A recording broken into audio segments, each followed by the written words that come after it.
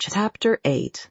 Presently, when Mrs. Wilkins and Mrs. Arbuthnot, unhampered by any duties, wandered out and down the worn stone steps and under the pergola into the lower garden, Mrs. Wilkins said to Mrs. Arbuthnot, who seemed pensive, "Don't you see that if somebody else does the ordering, it frees us?"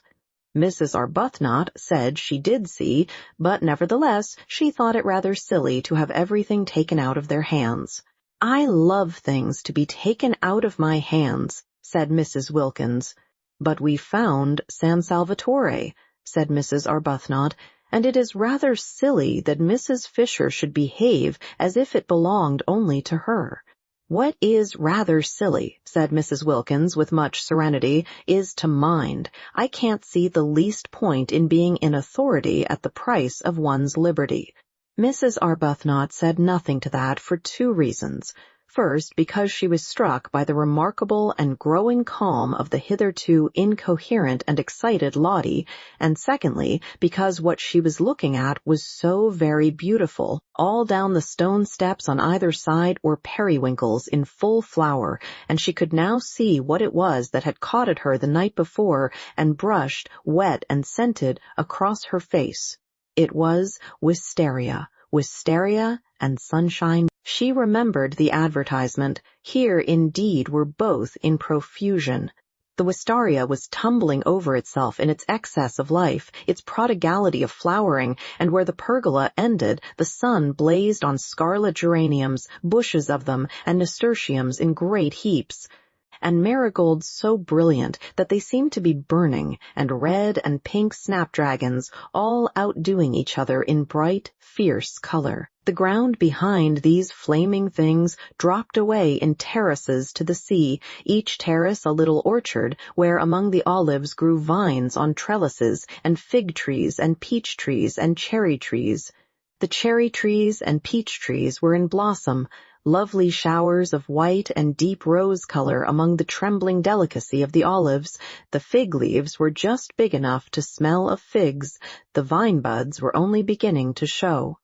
And beneath these trees were groups of blue and purple irises, and bushes of lavender, and gray, sharp cactuses, and the grass was thick with dandelions and daisies, and right down at the bottom was the sea. Color seemed flung down anyhow, anywhere, every sort of color, piled up in heaps, pouring along in rivers. The periwinkles looked exactly as if they were being poured down each side of the steps. And flowers that grow only in borders in England, proud flowers keeping themselves to themselves over there, such as the great blue irises and the lavender, were being jostled by small, shining common things like dandelions and daisies and the white bells of the wild onion, and only seemed the better and the more exuberant for it. They stood looking at this crowd of loveliness, this happy jumble, in silence. No, it didn't matter what Mrs. Fisher did, not here, not in such beauty. Mrs. Arbuthnot's discomposure melted out of her.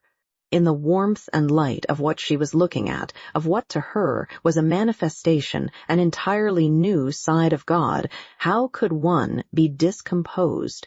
If only Frederick were with her, seeing it too, seeing as he would have seen it when first they were lovers, in the days when he saw what she saw and loved what she loved. She sighed. "You mustn't sigh in heaven," said Mrs. Wilkins. "One doesn't." "I was thinking how one longs to share this with those one loves," said Mrs. Arbuthnot. "You mustn't long in heaven," said Mrs. Wilkins. "You're supposed to be quite complete there. And it is heaven, isn't it, Rose? See how everything has been let in together. The dandelions and the irises, the vulgar and the superior, me and Mrs. Fisher, all welcome, all mixed up anyhow, and all so visibly happy and enjoying ourselves." "Mrs. Fisher doesn't seem happy, not visibly anyhow," said Mrs. Arbuthnot, smiling. "She'll begin soon, you'll see." Mrs. Arbuthnot said she didn't believe that after a certain age people began anything. Mrs. Wilkins said she was sure no one, however old and tough, could resist the effects of perfect beauty. Before many days, perhaps only hours, they would see Mrs. Fisher bursting out into every kind of exuberance. "I'm quite sure," said Mrs. Wilkins, "that we've got to heaven, and once Mrs. Fisher realizes that that's where she is, she's bound to be different. You'll see. She'll leave off being ossified and go all soft and able to stretch, and we shall get quite. Why, I shouldn't be surprised if we get quite fond of her." The idea of Mrs. Fisher bursting out into anything, she who seemed so particularly firmly fixed inside her buttons, made Mrs. Arbuthnot laugh. She condoned Lottie's loose way of talking of heaven, because in such a place, on such a morning, condonation was in the very air. Besides, what an excuse there was. And Lady Caroline, sitting where they had left her before breakfast on the wall, peeped over when she heard laughter and saw them standing on the path below, and thought what a mercy it was they were laughing down there and had not come up and done it round her. She disliked jokes at all times, but in the morning she hated them, especially close up, especially crowding in her ears. She hoped the originals were on their way out for a walk and not on their way back from one. They were laughing more and more. What could they possibly find to laugh at? She looked down on the tops of their heads with a very serious face, for the thought of spending a month with laughers was a grave one, and they, as though they felt her eyes, turned suddenly and looked up. The dreadful geniality of those women! She shrank away from their smiles and wavings, but she could not shrink out of sight without falling into the lilies. She neither smiled nor waved back, and turning her eyes to the more distant mountains, surveyed them carefully till the two, tired of waving, moved away along the path and turned the corner and disappeared. This time they both did notice that they had been met with, at least, unresponsiveness. "If we weren't in heaven," said Mrs. Wilkins serenely, "I should say we had been snubbed, but as nobody snubs anybody there, of course we can't have been." "Perhaps she is unhappy," said Mrs. Arbuthnot. "Whatever it is she is, she'll get over it here," said Mrs. Wilkins with conviction. "We must try and help her," said Mrs. Arbuthnot. "Oh, but nobody helps anybody in heaven. That's finished with. You don't try to be, or do, you simply are." Well, Mrs. Arbuthnot wouldn't go into that. Not here, not today. The vicar, she knew, would have called Lottie's talk levity, if not profanity. How old he seemed from here. An old, old vicar. They left the path and clambered down the olive terraces, down and down, to where at the bottom the warm, sleepy sea heaved gently among the rocks. There a pine tree grew close to the water, and they sat under it, and a few yards away was a fishing boat lying motionless and green-bellied on the water. The ripples of the sea made little gurgling noises at their feet. They screwed up their eyes to be able to look into the blaze of light beyond the shade of their tree. The hot smell from the pine needles and from the cushions of wild thyme that padded the spaces between the rocks, and sometimes a smell of pure honey from a clump of warm irises up behind them in the sun, puffed across their faces. Very soon Mrs. Wilkins took her shoes and stockings off and let her feet hang in the water. After watching her a minute, Mrs. Arbuthnot did the same. Their happiness was then complete. Their husbands would not have known them. They left off talking. They ceased to mention heaven. They were just cups of acceptance. Meanwhile, Lady Caroline on her wall was considering her position. The garden on the top of the wall was a delicious garden, but its situation made it insecure and exposed to interruptions. At any moment, the others might come and want to use it, because both the hall and the dining room had doors opening straight into it. Perhaps, thought Lady Caroline, she could arrange that it should be solely hers. Mrs. Fisher had the battlements, delightful with flowers, and a watchtower all to herself, besides having snatched the one really nice room in the house. There were plenty of places the originals could go to.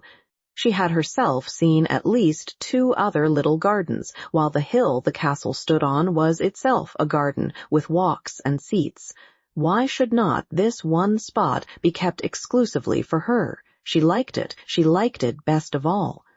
It had the Judas tree and an umbrella pine. It had the freesias and the lilies. It had a tamarisk beginning to flush pink. It had the convenient low wall to sit on. It had from each of its 3 sides the most amazing views.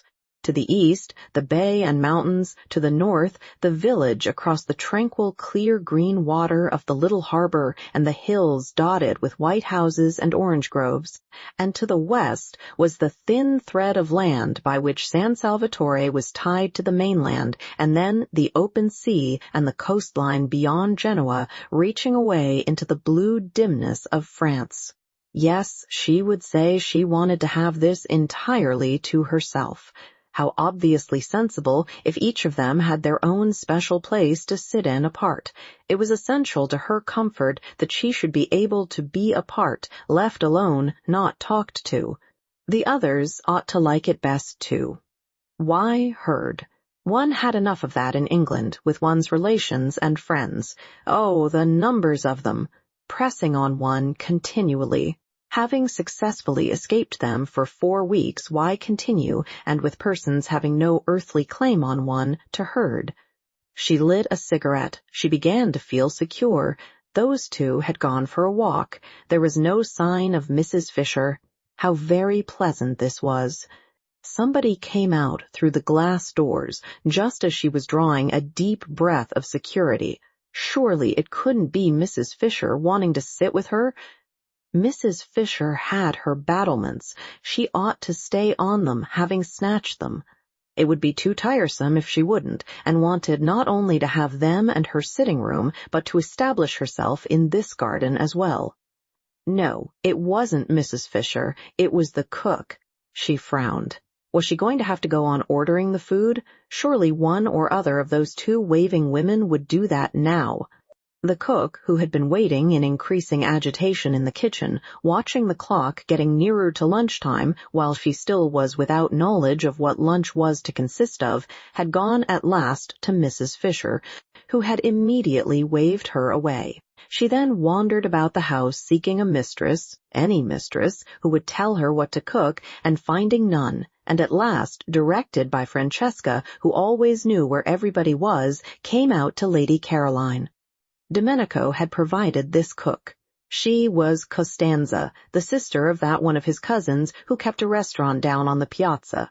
She helped her brother in his cooking when she had no other job, and knew every sort of fat, mysterious Italian dish, such as the workmen of Castagneto who crowded the restaurant at midday, and the inhabitants of Mezzago, when they came over on Sundays, loved to eat.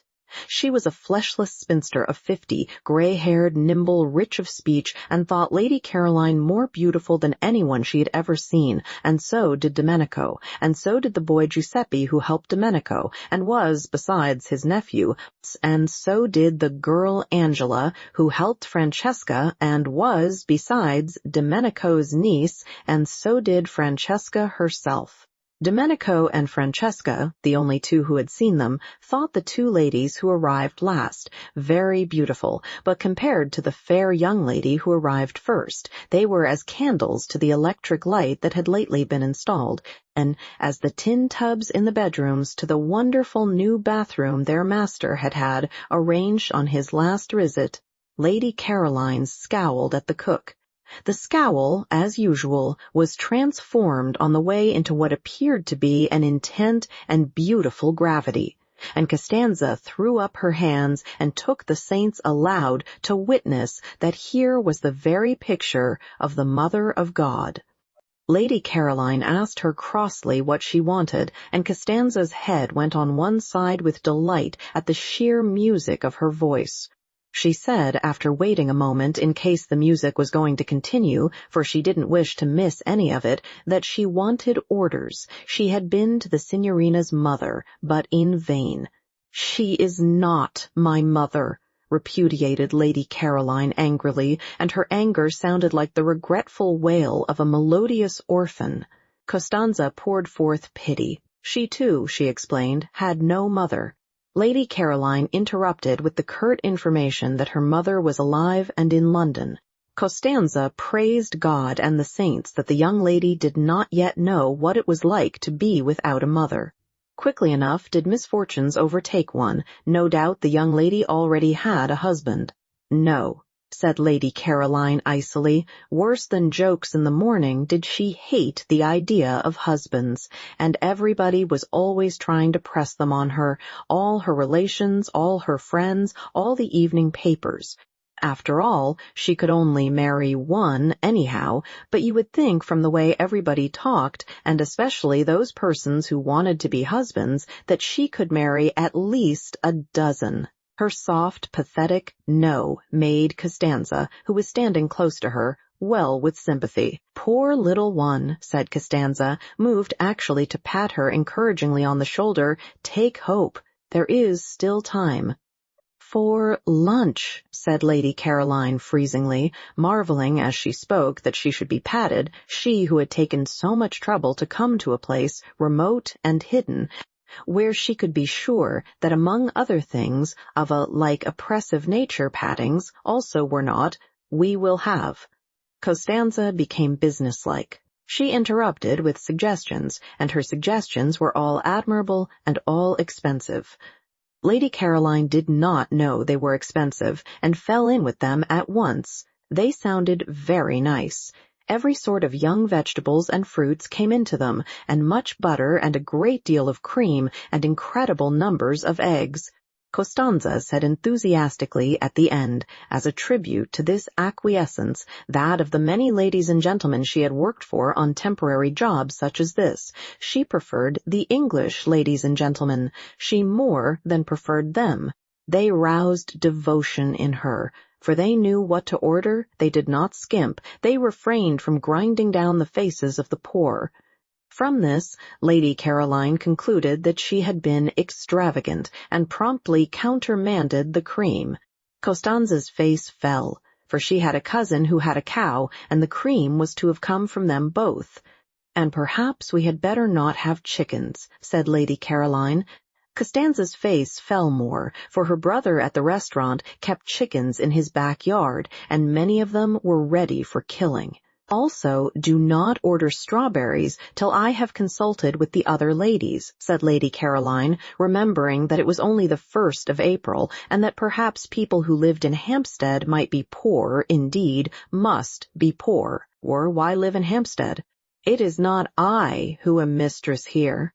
Is it the old one? Asked Costanza, her face very long. No, said Lady Caroline. Which of the other two ladies is it? Neither, said Lady Caroline.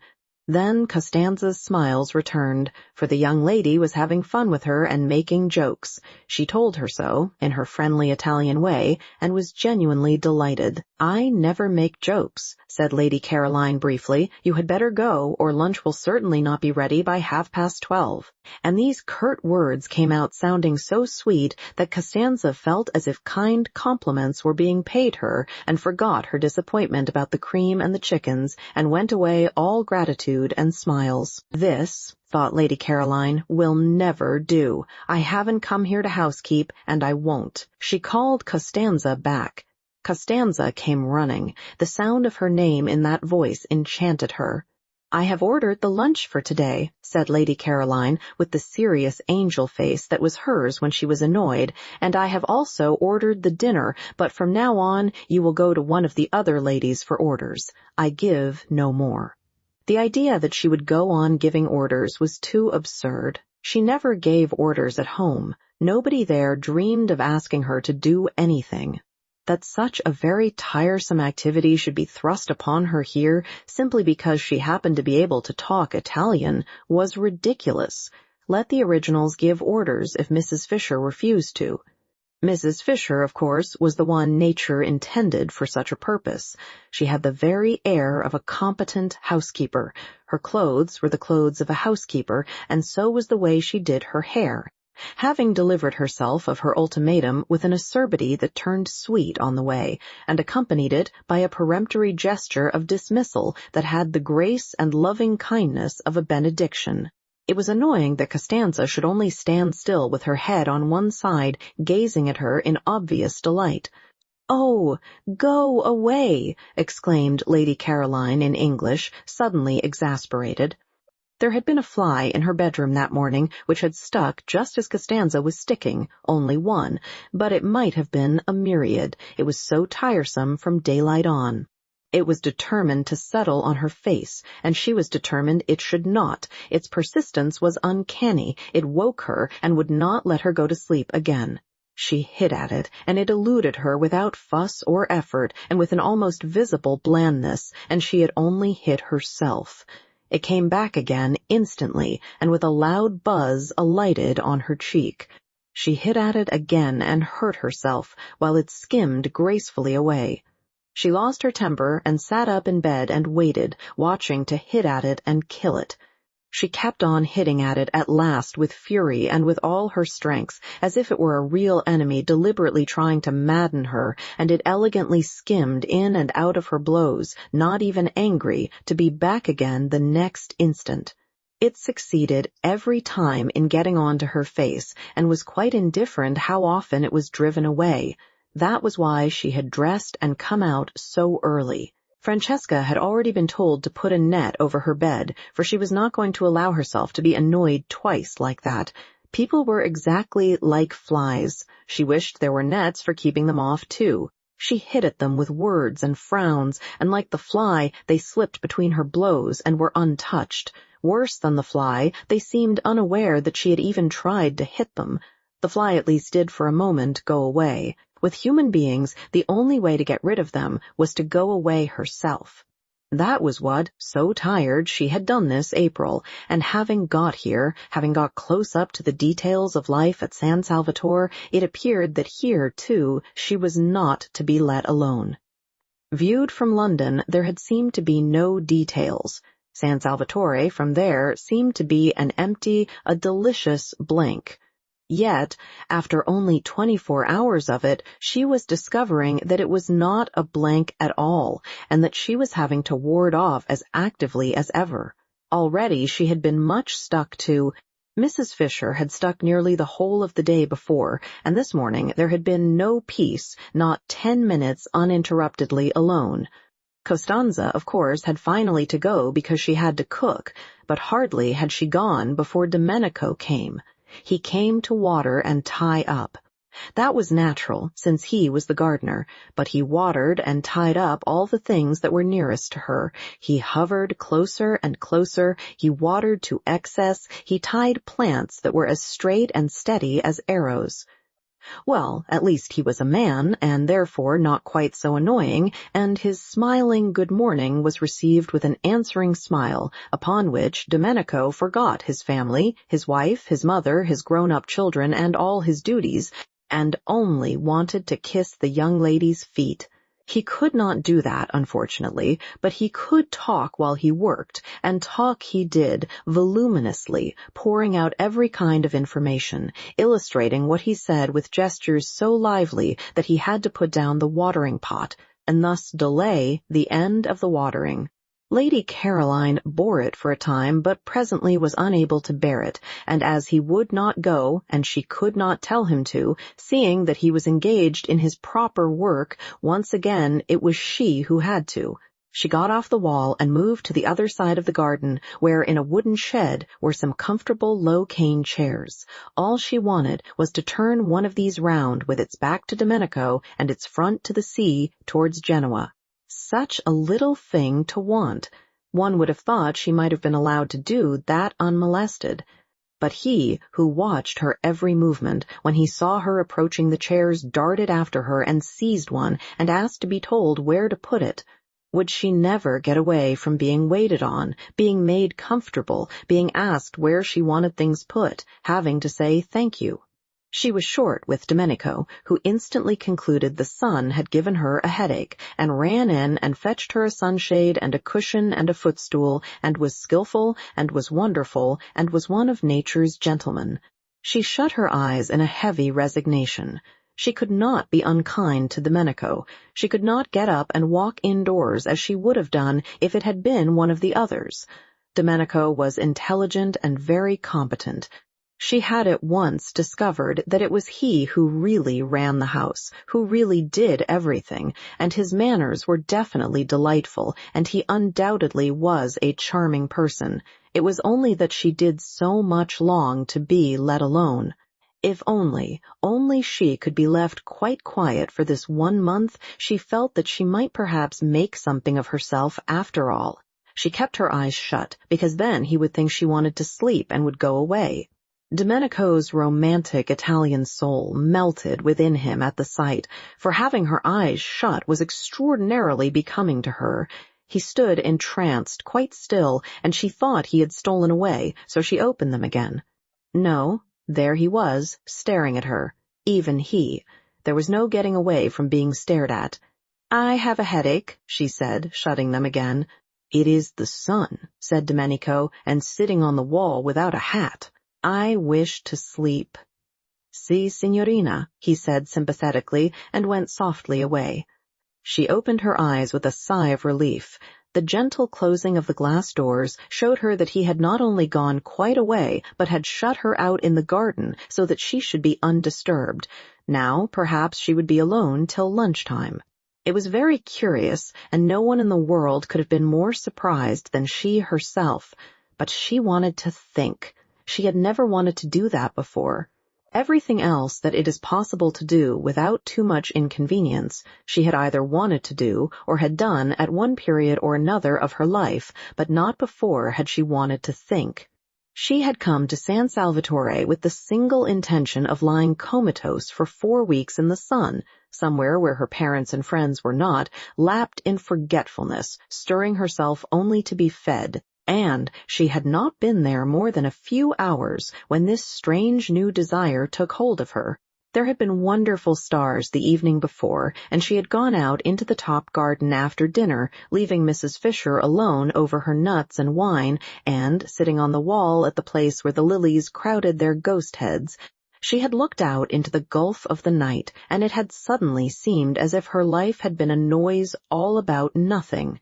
She had been intensely surprised. She knew stars and darkness did produce unusual emotions because, in others, she had seen them being produced, but they had not before done it in herself. A noise all about nothing. Could she be quite well? She had wondered. For a long while past she had been aware that her life was a noise, but it had seemed to be very much about something. A noise, indeed, about so much that she felt she must get out of earshot for a little, or she would be completely, and perhaps permanently, deafened. But suppose it was only a noise about nothing? She had not had a question like that in her mind before. It had made her feel lonely. She wanted to be alone, but not lonely. That was very different. That was something that ached and hurt dreadfully right inside one. It was what one dreaded most. It was what made one go to so many parties, and lately even the parties had seemed once or twice not to be a perfectly certain protection. Was it possible that loneliness had nothing to do with circumstances, but only with the way one met them? Perhaps, she had thought, she had better go to bed. She couldn't be very well. She went to bed, and in the morning, after she had escaped the fly and had her breakfast and got out again into the garden, there was this same feeling again, and in broad daylight. Once more she had that really rather disgusting suspicion that her life till now had not only been loud, but empty. Well, if that were so, and if her first 28 years, the best ones, had gone just in meaningless noise, she had better stop a moment and look round her, pause, as they said in tiresome novels, and consider. She hadn't got many sets of 28 years. 1 more would see her growing very like Mrs. Fisher. 2 more. She averted her eyes. Her mother would have been concerned if she had known. Her mother doted. Her father would have been concerned too, for he also doted. Everybody doted. And when, melodiously obstinate, she had insisted on going off to entomb herself in Italy for a whole month with queer people she had got out of an advertisement, refusing even to take her maid, the only explanation her friends could imagine was that poor Scrap, such was her name among them, had overdone it and was feeling a little nervy. Her mother had been distressed at her departure. It was such an odd thing to do, such a sign of disappointment. She encouraged the general idea of the verge of a nervous breakdown. If she could have seen her adored Scrap, more delightful to look upon than any other mother's daughter had ever yet been, the object of her utmost pride, the source of all her fondest hopes, sitting staring at the empty noonday Mediterranean, considering her 3 possible sets of 28 years, she would have been miserable. To go away alone was bad, to think was worse. No good could come out of the thinking of a beautiful young woman. Complications could come out of it in profusion, but no good.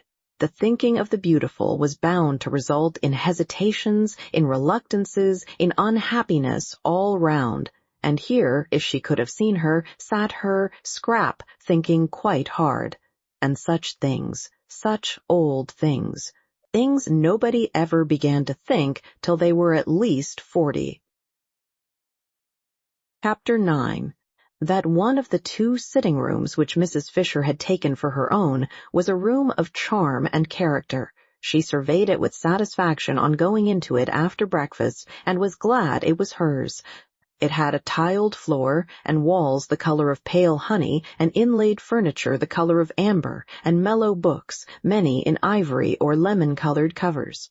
There was a big window overlooking the sea towards Genoa, and a glass door through which she could proceed out onto the battlements and walk along past the quaint and attractive watchtower, in itself a room with chairs and a writing table. To where on the other side of the tower the battlements ended in a marble seat, and one could see the western bay and the point round which began the Gulf of Spezia.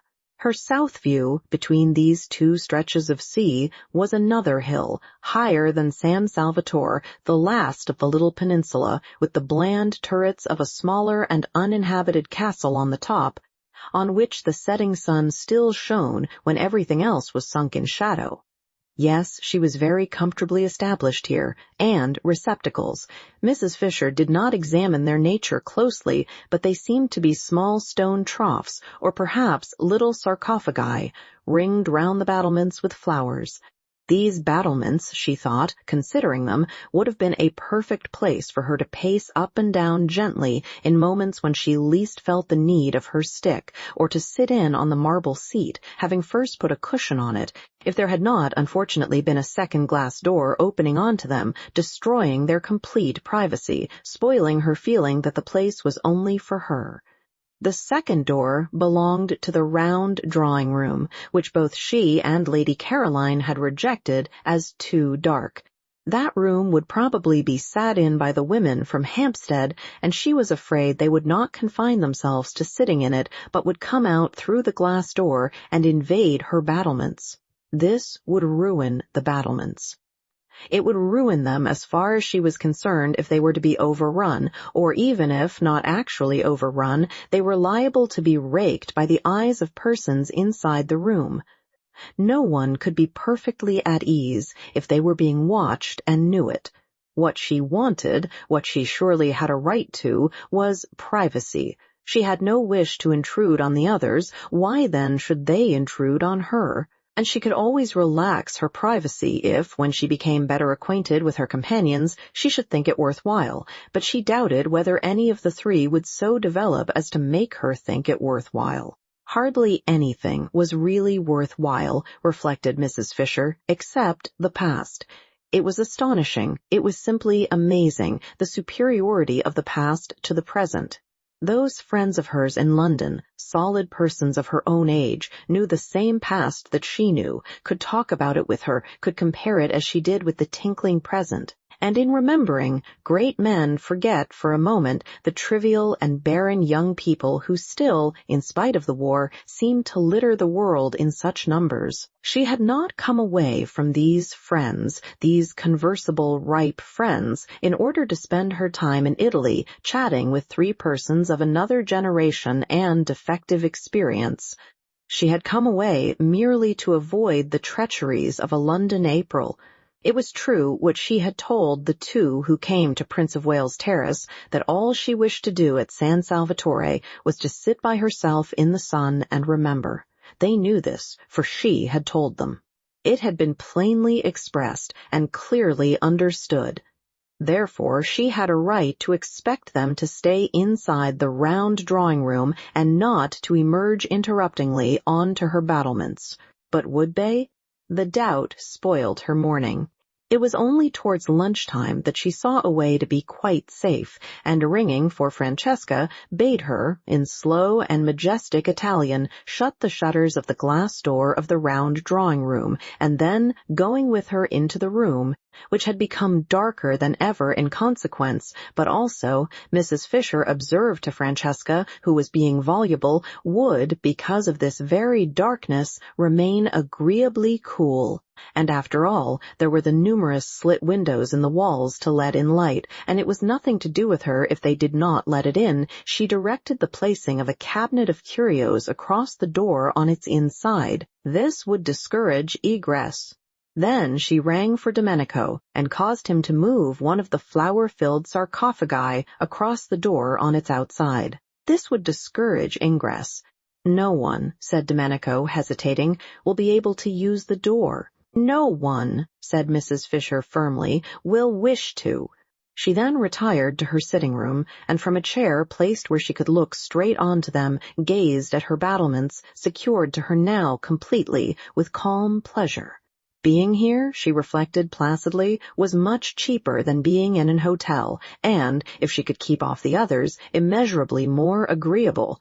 She was paying for her rooms, extremely pleasant rooms, now that she was arranged in them. £3 a week, which came to about 8 shillings a day, battlements, watchtower, and all. Where else abroad could she live as well for so little, and have as many baths as she liked, for 8 shillings a day? Of course, she did not yet know what her food would cost, but she would insist on carefulness over that, though she would also insist on its being carefulness combined with excellence. The two were perfectly compatible if the caterer took pains. The servants' wages, she had ascertained, were negligible, owing to the advantageous exchange, so that there was only the food to cause her anxiety.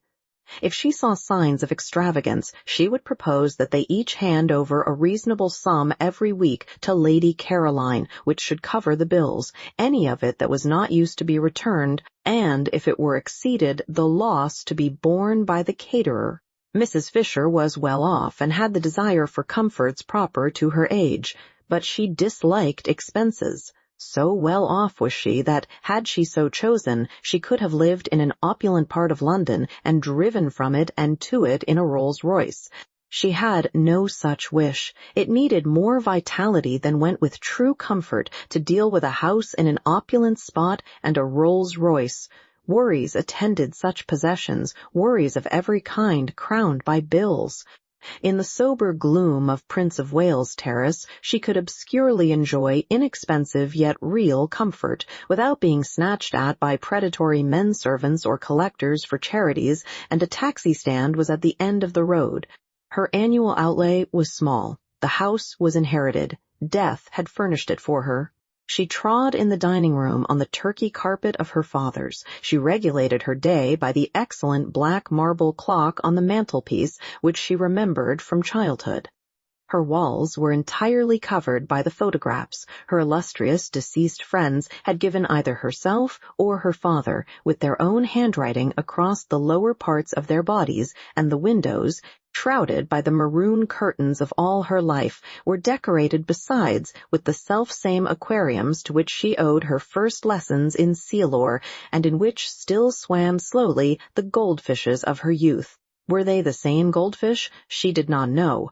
Perhaps, like carp, they outlived everybody. Perhaps, on the other hand, behind the deep-sea vegetation provided for them at the bottom, they had from time to time, as the years went by, withdrawn and replaced themselves.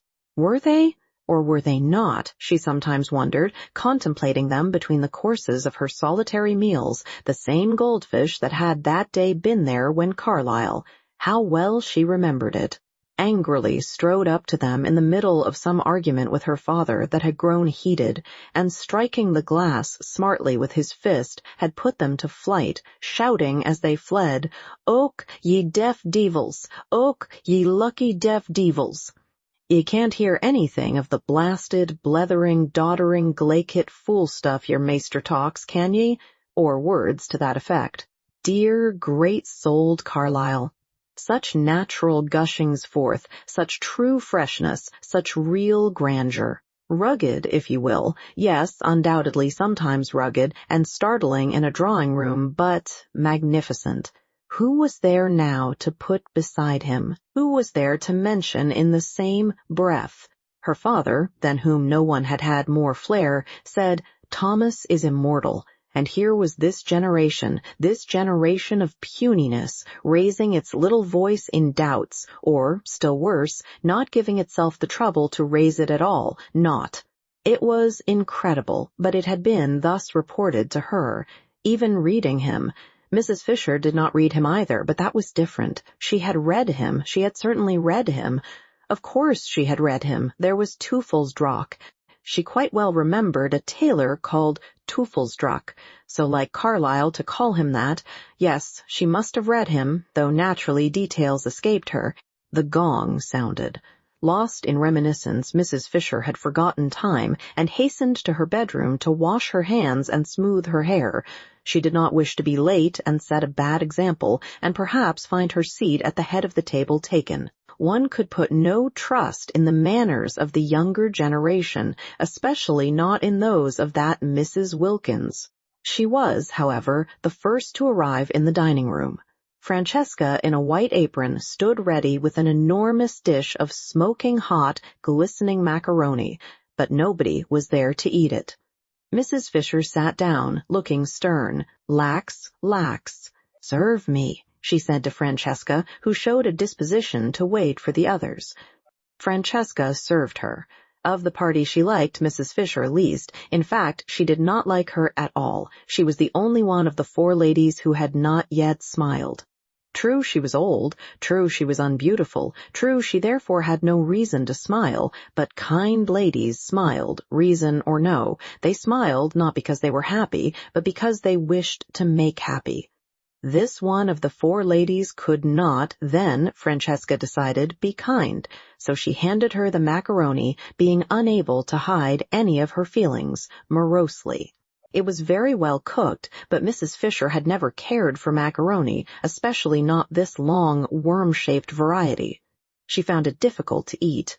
Slippery, wriggling off her fork, making her look, she felt, undignified when, having got it as she supposed into her mouth, ends of it yet hung out.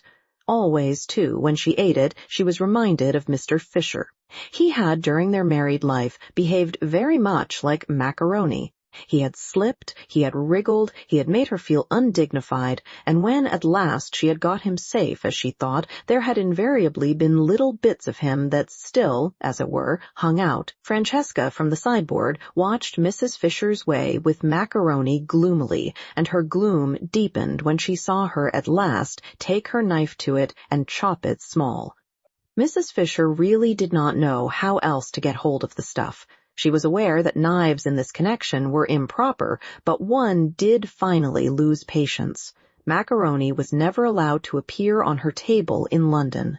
Apart from its tiresomeness, she did not even like it, and she would tell Lady Caroline not to order it again. Years of practice, reflected Mrs. Fisher, chopping it up, years of actual living in Italy would be necessary to learn the exact trick. Browning managed macaroni wonderfully. She remembered watching him one day when he came to lunch with her father, and a dish of it had been ordered as a compliment to his connection with Italy. Fascinating, the way it went in. No chasing round the plate, no slidings off the fork, no subsequent protrusions of loose ends. Just one dig, one whisk, one thrust, one gulp, and lo, yet another poet had been nourished. "Shall I go and seek the young lady?" asked Francesca, unable any longer to look on a good macaroni being cut with a knife. Mrs. Fisher came out of her reminiscent reflections with difficulty. "She knows lunch is at 12:30, she said. "They all know." "She may be asleep," said Francesca. "The other ladies are further away, but this one is not far away." "Beat the gong again, then," said Mrs. Fisher. What manners, she thought, what manners? It was not an hotel, and considerations were due. She must say she was surprised at Mrs. Arbuthnot, who had not looked like somebody unpunctual. Lady Caroline, too. She had seemed amiable and courteous, whatever else she might be. From the other one, of course, she expected nothing. Francesca fetched the gong and took it out into the garden and advanced, beating it as she advanced, close up to Lady Caroline, who, still stretched in her low chair, waited till she had done, and then turned her head, and in the sweetest tones poured forth what appeared to be music, but was really invective. Francesca did not recognize the liquid flow as invective. How was she to, when it came out sounding like that? And with her face all smiles, for she could not but smile when she looked at this young lady, she told her the macaroni was getting cold. "When I do not come to meals, it is because I do not wish to come to meals," said the irritated Scrap, "and you will not in future disturb me." "Is she ill?" asked Francesca, sympathetic but unable to stop smiling. Never, never had she seen hair so beautiful, like pure flax, like the hair of northern babes. On such a little head only blessing could rest, on such a little head the nimbus of the holiest saints could fitly be placed. Scrap shut her eyes and refused to answer. In this she was injudicious, for its effect was to convince Francesca, who hurried away full of concern to tell Mrs. Fisher that she was indisposed. And Mrs. Fisher, being prevented, she explained, from going out to Lady Caroline herself because of her stick, sent the two others instead, who had come in at that moment heated and breathless and full of excuses, while she herself proceeded to the next course, which was a very well-made omelette, bursting most agreeably at both its ends with young green peas. "Serve me," she directed Francesca, who again showed a disposition to wait for the others. "Oh, why won't they leave me alone? Oh, why won't they leave me alone?" Scrap asked herself when she heard more scrunchings on the little pebbles which took the place of grass, and therefore knew someone else was approaching. She kept her eyes tight shut this time. Why should she go in to lunch if she didn't want to? This wasn't a private house. She was in no way tangled up in duties towards a tiresome hostess. For all practical purposes, San Salvatore was an hotel, and she ought to be let alone to eat, or not to eat, exactly as if she really had been in an hotel.